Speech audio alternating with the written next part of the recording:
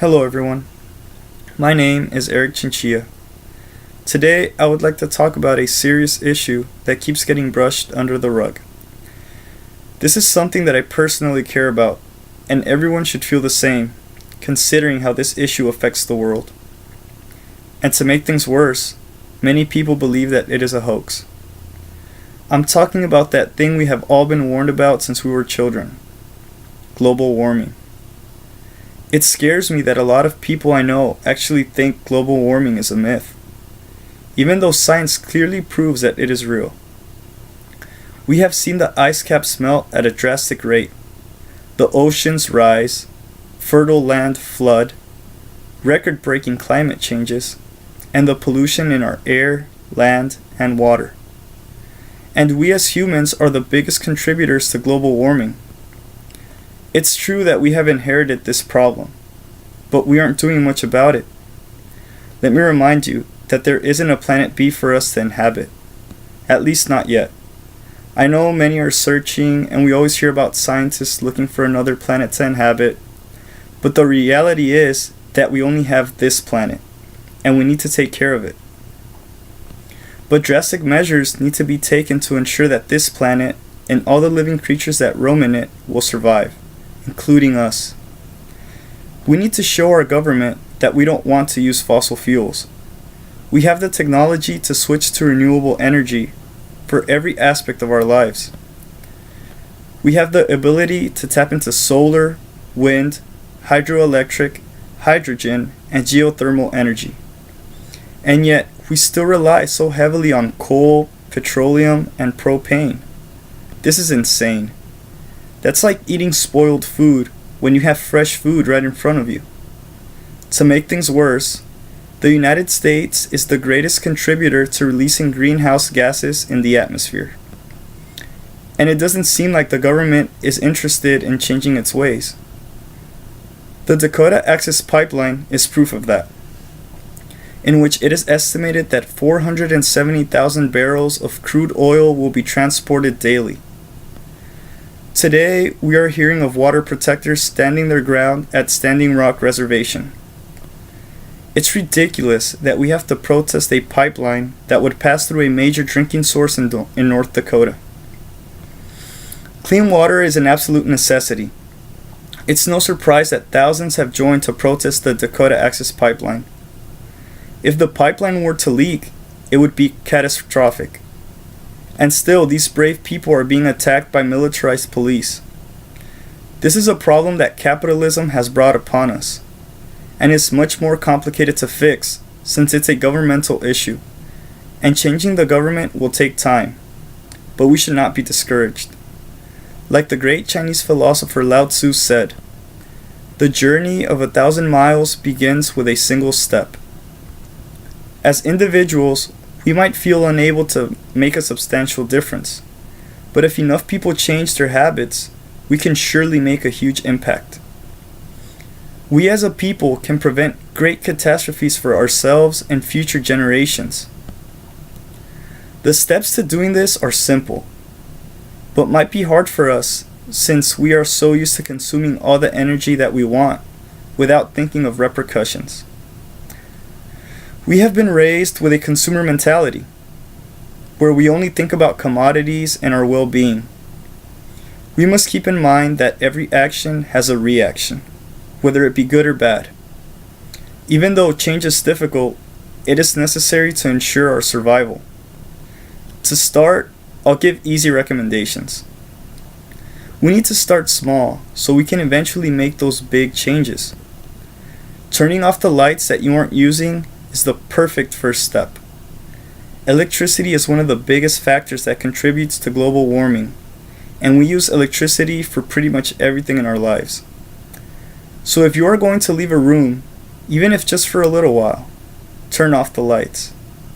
I used to have a bad habit of falling asleep with the television on, where sometimes I would have all the lights on in the room and my PlayStation and my television on, and I wouldn't even be using it. I would just be on my phone scrolling through Facebook or something. And I know I'm not the only one who has been guilty of this. But we need to start recognizing when we are simply wasting energy. Instead of watching TV all day, you can draw, paint, read a book, play outside, talk to a friend or relative. Hey, you could plant a tree or do some gardening. This would help the environment even more.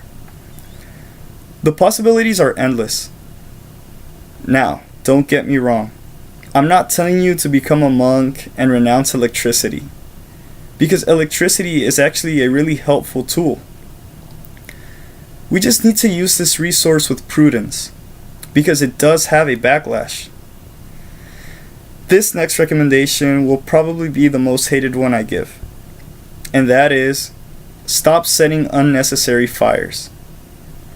This is actually a very common practice in the United States. There are people that make bonfires weekly, and I understand the beauty of enjoying nature, to go out camping and unite with friends and family around a campfire, telling stories and making s'mores. But the point of camping is to enjoy nature. So how could we enjoy nature when we know that we're actually destroying it? So go ahead and have a bonfire, but limit yourself to one per year. It will make that one time even more special. I also know of people that will become pyromaniacs after a breakup, burning everything that was gifted to them. I mean, you can just throw away what is useless and give away whatever can be used by someone else. As humans, we don't always act rational and get carried away by our emotions. And frankly, the preservation of the world is much more valuable than our feelings. Lastly, let me talk about gasoline. It's no secret that cars pollute the atmosphere, and cars are a necessary part of the modern world. It's just reality. But until new cars with a different type of fuel system are easily and cheaply accessible, we need to limit our use of motorized vehicles. This means staying home instead of cruising, or going for a walk or a bike ride instead. If a couple of people are going to a place where you will be attending, consider carpooling. This will also help you establish and grow relationships with people, which is never a bad thing. I also want you to remember that so much pollution affects our health. Your loved ones and even yourself can suffer from lung cancer, heart disease, and brain damage, just to name a few. This isn't a joke. It is estimated that 4.6 million people die each year just from air pollution. There is so much we can do to help the world. And you can be creative. Come up with your own way to help, and make sure you share it. Talk with your friends and family about the danger of global warming. Do whatever you can to help. Join the fight to protect Mother Earth. This isn't a problem that just one person can solve.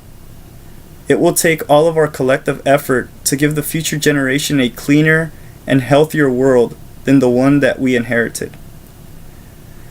We are blessed enough to have seen many natural beauties. Our children and grandchildren might not get to see what we saw. The choice is ours. Will we be known for destruction or for healing? And honestly, if we don't act soon, we won't be remembered at all. So I urge you to do your part. It's time we started holding ourselves accountable for the damage that we are doing and have done to this beautiful planet. By doing this, you'll save lives. Maybe not directly, but you will make a difference in the world. And if that is not enough for you, then know that at least you'll save money. That's a benefit that you will see immediately. Money is the main reason that we are in this predicament, but maybe we can use it to get ourselves out of it. It could be a motivator. But I'll leave you with this Native American quote that says, "Only when the last tree has been cut down, the last fish been caught, and the last stream poisoned, will we realize we cannot eat money." Thank you for listening. If you have any questions, please let me know. Or if you have any other suggestions, I would like to hear from you. Stay healthy and do the same for the world.